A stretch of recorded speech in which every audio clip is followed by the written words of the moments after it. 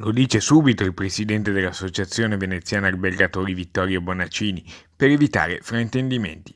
La nostra, sono le sue parole, non è una battaglia corporativistica, ma 8.400 appartamenti ad uso turistico a Venezia sono troppi. A fianco dei veneziani, a tutela della città di Venezia.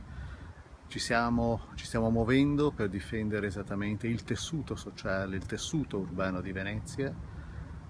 Sappiamo perfettamente che abbiamo più di 8.400 appartamenti destinati solo ed esclusivamente ad uso turistico ricettivo, e questo francamente lo riteniamo da albergatori non accettabile. La richiesta è esplicita e chiama in causa il comune.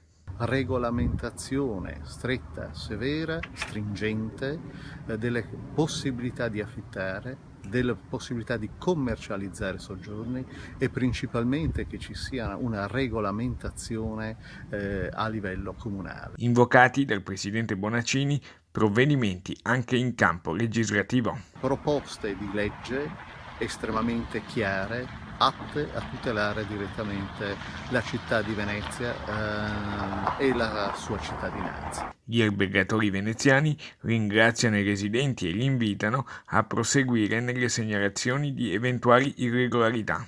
Abbiamo il dovere etico, morale di difendere la nostra città e di contribuire direttamente al rilancio della stessa. Quindi ben lontani dalla illegalità. Si continui per cortesia a segnalare anche in modo erroneo.